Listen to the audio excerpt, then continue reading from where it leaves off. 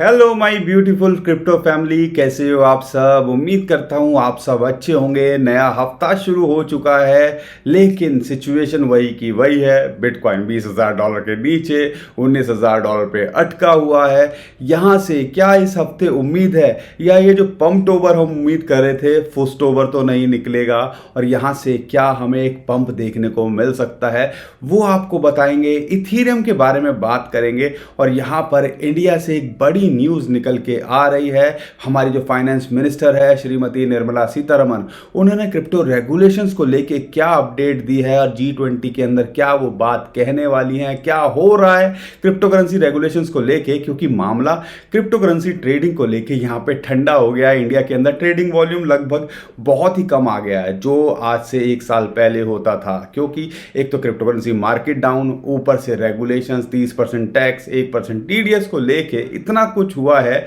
कि यहाँ पे लोगों का हौसला जरा पस्त होने लगा है।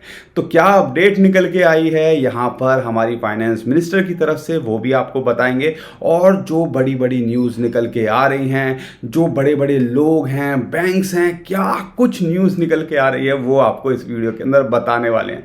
तो बने रहिए हमारे साथ में। चैनल पहली बार आए तो चैनल को सब्सक्राइब कर लीजिए, और वीडियो पसंद आएगी तो आखिरी में लाइक ज़रूर करके जाया करो, क्योंकि जो है यही हमें मोटिवेट करता है। और ध्यान रखिएगा, बहुत सारे स्कैमर्स हमारे नाम से स्कैम करने की कोशिश कर रहे हैं। तो नीचे डिस्क्रिप्शन में जो लिंक है उसी से आप हमें फॉलो कीजिए। इंस्टाग्राम पे, ट्विटर पे, फेसबुक पे जो है, हमें खासकर इंस्टाग्राम की बात करें, अभी कुछ रीसेंट स्कैमर्स हमारे नाम से सिमिलर आईडी बना के, बस कुछ अल्फ़ाबेट चेंज कर देते हैं, सिमिलर आईडी बना के स्कैम करने की कोशिश कर रहे हैं, और कई लोगों से वो पैसे मांग रहे हैं। ध्यान रखिएगा, कोई भी हमारे नाम से पैसे मांगता है, या कोई अगर आपको लगता है कि हम पैसे मांग रहे हैं, तो समझ लीजिएगा स्कैमर है। हम कभी भी आपको ना पर्सनल मैसेज करेंगे, ना आपको जो है पैसे मांगेंगे। कोई भी मांगता है स्कैमर है। तो ध्यान रखिए, नीचे डिस्क्रिप्शन में जो लिंक है उसी से फॉलो कीजिए, और एक बार जरूर जो है चेक कर लीजिएगा कि जो नीचे लिंक है जो दिए हुए हैं हमने डिस्क्रिप्शन में, वही आपने फॉलो किए हुए हैं, या आपने किसी स्कैमर को तो फॉलो नहीं किया हो। अगर स्कैमर को फॉलो किया है तो रिपोर्ट भी जरूर करिए। तो दोस्तों, सबसे पहले बात कर लेते हैं इंडिया से जो फाइनेंस मिनिस्टर है हमारी Shrimati Nirmala Sitharaman. During our engagements, we've heard that already institutions which are associated with the G20 or the World Bank or any other are doing their own assessment and studies of matters related to cryptocurrencies or crypto assets. They could be the FSP, they could be the BIS, they could also be IMF themselves. So we would definitely want to collate all this and do a bit of study and then bring it on to the table of the G20 so that members can discuss it and hopefully arrive at a framework or SOP, so that globally countries can have a technology-driven regulatory framework. This is derived from the first assumption that no one single country can effectively handle or regulate crypto in any form. But implicit in this is that we don't want the technology to be disturbed. We want the technology to survive and also be in a position for the fintech and other sectors to benefit from it. But if it is a question of platforms trading on assets which are being created, buying and selling, making profits, and more importantly in all this, are countries in a position to understand the money trail? Are we in a position to establish for what purpose it's being used? उनका कहना है कि India का M है develop करे crypto SOP, standard operating procedure, during G20 जो इनकी presidency, जो आप समझ लीजिए 18 कंट्रीज और यूरोपियन यूनियन को मिला के बना हुआ है, कि एक स्टैंडर्ड ऑपरेटिंग प्रोसीजर जो है बनाया जाए, ताकि जो क्रिप्टो करेंसी के अंदर सारी चीज़ें हो रही हैं उसको हम मैनेज कर सकें या क्लोजली वॉच कर सकें कि एक्चुअल में गलत तो नहीं हो रहा। और इम्पॉर्टेंट बात क्या है इसके अंदर, सबसे बड़ा कंसर्न जो पूरे दुनिया के लिए है, इंडिया के लिए है, वो है मनी लॉन्ड्रिंग। और मनी लॉन्ड्रिंग के कुछ केसेस निकल के भी आए हैं, और इसकी वजह से किसी भी देश को कंसर्न दिखाना लाजमी सी बात है, और वही चीज़ हमारी यहाँ निकल के आई। लेकिन जो इम्पॉर्टेंट बात है, अगर क्रिप्टो करेंसी की बात करते हैं, स्टैंडर्ड ऑपरेटिंग प्रोसीजर की बात करते हैं, तो यहाँ पर इंडिया ने, जो हमारी फाइनेंस मिनिस्टर है, उन्होंने रिवील किया है कि इंडिया का प्लान है कि वो डेवलप करें एसओपीज फॉर क्रिप्टो करेंसी, जो जब उनका नंबर आएगा G20 प्रेसिडेंसी का, जो कि 1 दिसंबर से लेके 30 नवंबर 2023 तक यहाँ रहने वाला है।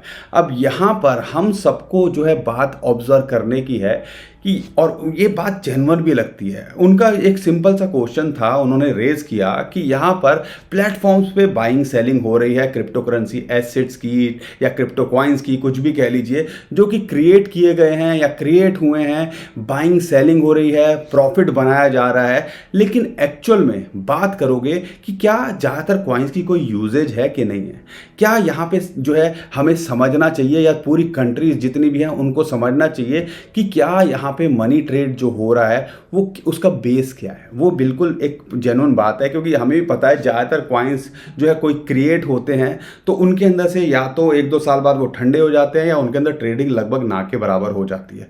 तो ये एक कंसर्न है जो हमें लगा कि एक्चुअल में हम भी समझते हैं, और पूरी कंट्रीज अगर एक स्टैंडर्ड ऑपरेटिंग प्रोसीजर या रेगुलेशंस की तरफ बढ़ेंगी, और उनका ये भी कहना है कि एक कंट्री के लिए पूरा जो है रेगुलेशंस करना मुश्किल है जब तक सारे ग्लोबल कंट्रीज की बात करें वो इकट्ठे मिलके नहीं आएंगे। और सबसे बड़ा कंसर्न जो है यहाँ पे मनी लॉन्ड्रिंग का है। लेकिन अगर यहाँ पे G20 के जब इनका नंबर आएगा और ये जो है एक स्टैंडर्ड ऑपरेटिंग प्रोसीजर बनाने में कामयाब होते हैं या सबकी सहमति बन पाती है रेगुलेशंस को लेके, तो एक स्टैंडर्ड रेगुलेशन अगर बनते हैं तो ओवरऑल पूरी क्रिप्टो करेंसी मार्केट के लिए अच्छी बात ही है, ताकि एक स्टैंडर्ड सेट हो सके कि हाँ ऐसे ट्रेड होगा, यहाँ पे हम आप गलती कर सकते हो, यहाँ नहीं कर सकते हो, जो इलिसिट फैक्टर है ना वो यहाँ पे कम हो जाएगा। तो ये सारी चीज़ें अभी अपडेट निकल के आई हैं, और जो अपडेट से लग रहा है कि हमारे इंडिया की बात करें, फाइनेंस मिनिस्टर की बात करें या हमारे प्रधानमंत्री श्री नरेंद्र मोदी जी की बात करें, वो टेक्नोलॉजी के साथ चलना चाहते हैं, उसको इग्नोर नहीं करना चाहते हैं, लेकिन वो चाहते हैं इसके साथ में जो गलत चीज़ें हो रही हैं या जो हम चीज़ें समझ नहीं पा रहे हैं, हवा में आधी चीज़ें चल रही हैं, उसको थोड़ा सा कंट्रोल किया जाए। और ये कहीं ना कहीं एक अच्छी बात है, और इससे पता चलता है कि हमारी जो गवर्नमेंट है वो कहीं ना कहीं एक राइट डायरेक्शन में क्रिप्टो करेंसी के साथ चलना चाहती है। आपको क्या लगता है कमेंट में हम जो है हमें ज़रूर बताइएगा। लेकिन एक इंपॉर्टेंट अपडेट थी जो हमें लगा आपके साथ में यहाँ शेयर करनी चाहिए। अब हम बात करते हैं 1-2 और न्यूज़ जो निकल के आई हैं जिसके बारे में भी आपको जानना ज़रूरी है। यहाँ पर अगर रॉबर्ट कायोसाकी की बात करते हैं, ट्विटर अगर आप हमारे एक्टिव नहीं हो तो नीचे डिस्क्रिप्शन में लिंक दिया हुआ है, ज़रूर फॉलो कीजिए। तो यहाँ पर उनका कहना है, मैं रेकमेंड करता हूँ, रिच डैड पुअर डैड, ज़्यादातर लोगों ने या तो वो बुक सुनी होगी या आपने पढ़ी होगी। तो उनका कहना है कि आई गोल्ड, जो invest in gold, silver and bitcoin.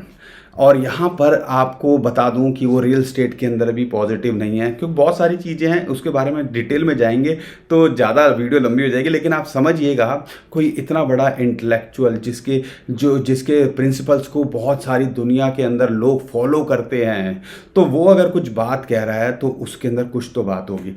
एक और बड़ी बात बता दूं, पता नहीं इंडिया के अंदर कब होगा, लेकिन अगर फ्रांस की बात करें, वहाँ के 3रे नंबर का बैंक यहाँ पर उसको अप्रूवल दे दिया है उनकी कंट्री ने कि वो क्रिप्टो कस्टडी रख सके और क्रिप्टो जो है ट्रेडिंग को शुरू कर सके।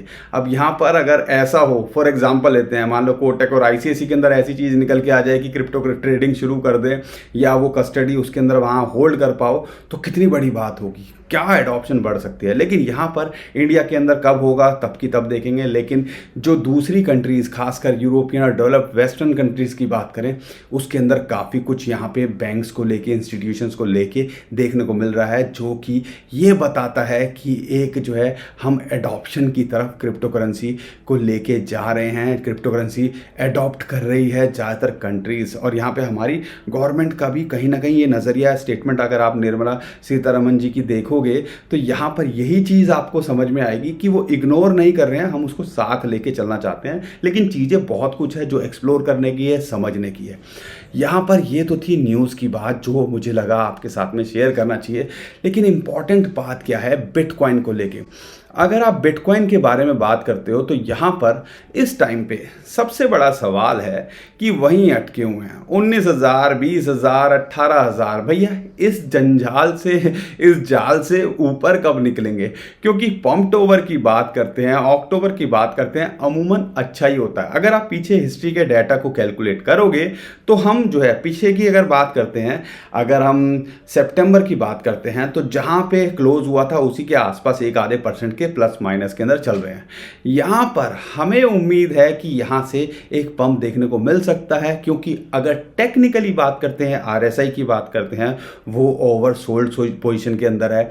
अगर हम एक ट्रेंड लाइन की बात करते हैं जो कि फिलहाल एक रेजिस्टेंस का काम कर रही है, लेकिन वीकली कैंडल के अंदर देखते हो तो वहां पे कहीं ना कहीं एक जो है बुलिश सिग्नल ये दे रही है। अगर ट्रेंड लाइन की बात करते हैं, अगर मैं बात करता हूं नो मूविंग एवरेज की, अगर डेली की चार्ट के अंदर देखते हो तो उसके ऊपर क्लोज करने में कामयाब हुआ है, जो कि ये नहीं हो पाया था। अगर पिछले आप 8-10 दिन की कैंडल देखते हो, लेकिन उसके बाद एक पॉजिटिव सिग्नल है शॉर्ट टर्म ट्रेडर्स के लिए। लेकिन अगर रेजिस्टेंस की बात करते हैं तो वीकली कैंडल पे अगर आप जाओगे तो नो वीकली मूविंग एवरेज वो है फिलहाल इसके लिए एक रेजिस्टेंस का काम कर रहा है, जो कि आता है लगभग $19,700 के आसपास। तो आप समझ लीजिएगा 19,700 से $20,000 का एक रेजिस्टेंस जोन यहां पर है। इसको ब्रेक करता है, इसके ऊपर क्लोज करता है, तो हमें उम्मीद है पंप, कोई बड़ा पंप देखने को मिल सकता है, जो कि 5, 10, 15% का रिटर्न देके जा सकता है अक्टूबर के अंदर। अभी भी हम होपफुल हैं कि हमें कम से कम $23,500 से ऊपर देखने को मिलना चाहिए। सिचुएशन यहाँ पे नॉर्मल होती दिख रही है। जो अगर CPI डाटा की बात करें उसको लेके भी चीज़ें न्यूज़ यहाँ पे डाइजेस्ट हो चुकी हैं। अब यहाँ पर रेजिस्टेंस की बात करते हैं, फिलहाल ये रेजिस्टेंस है, अगर इसके ऊपर जाता है तो दूसरा लेवल आता है $21,200, और यहाँ पर ये दो लेवल पे आपको वॉच करना है। सपोर्ट की बात करते हैं $19,000 फिलहाल एक सपोर्ट है। अगर यहाँ नहीं टिकता है तो इमीडिएट सपोर्ट इसको फिर $18,500 पे मिलती है। आपको वो तो पता ही है ना, अगर आपको मौका मिले तो $1,000-1,500 का तो आप फायदा उठा ही सकते हो। स्टॉप लॉस जरूर लगा के चलिएगा। इंपॉर्टेंट जो है इसको सपोर्ट $18,500 है, अगर वहाँ नहीं टिकता तो $17,500 तक भी आ सकता है। ये शॉर्ट टर्म में अगर आप ट्रेड कर रहे हो तो उससे आप यहाँ पे पैसा बना सकते हो। अगर मैं बात करता हूँ इथीरियम को लेके, यहाँ पर इथीरियम जैसा कि हमने आपको बोला भी था लास्ट वीडियो, अगर आपने हमारी देखी होगी, तो इथीरियम $1,280 पे यहाँ फिलहाल इसको सपोर्ट मिल रही है, और अगर $1,200 के आसपास आए तो आप एंट्री लीजिएगा। उम्मीद करता हूँ वहाँ पे भी एंट्री ली होगी। और $1,280 पे अगर आपको एंट्री मिलती है, अगर आपका विजन थोड़ा लंबा है, 6-8 महीने का है, तो आपके लिए एक अच्छी यहाँ पे बाइंग की अपॉर्चुनिटी इथीरियम दे रहा है। अगर इसके टारगेट की बात करता हूँ तो फिलहाल $1,420 इसका हमारे लिए इंपॉर्टेंट एक रेजिस्टेंस है, और यहाँ पर इसका एक टारगेट आप लेके चल सकते हो। अगर उसके ऊपर जाता है तो $1,680 से $1,700 तक ये जा सकता है शॉर्ट टर्म के अंदर। लॉन्ग टर्म के हिसाब से देख रहे हो तो चीज़ें यहाँ पे चेंज होंगी, तो आने वाले टाइम के अंदर ये आपको ऑल टाइम हाई भी लगाता दिख सकता है। बाकी बहुत सारे कॉइन्स के बारे में हम वर्किंग कर रहे हैं, लेकिन अगर आप बात करते हो शॉर्ट लो कैप कॉइन्स की, उनके अंदर एक मोमेंटम आता दिख रहा है। उसके लिए हम कोशिश करेंगे एक डेडिकेटेड वीडियो बनाने की, तो उसके लिए भी आप जो है हमारे साथ में बने रहिएगा, चैनल को सब्सक्राइब कर लीजिएगा। आज के लिए इतना ही है, लेकिन कोशिश करेंगे जो भी अपडेट आए आपको लगातार हम करते रहें, तो उसके लिए जो है हमारे चैनल को सब्सक्राइब ज़रूर कर लीजिएगा। वीडियो पसंद आएगी तो लाइक ज़रूर करके जाइएगा, इतना सा छोटा सा काम आप ज़रूर कर दीजिएगा।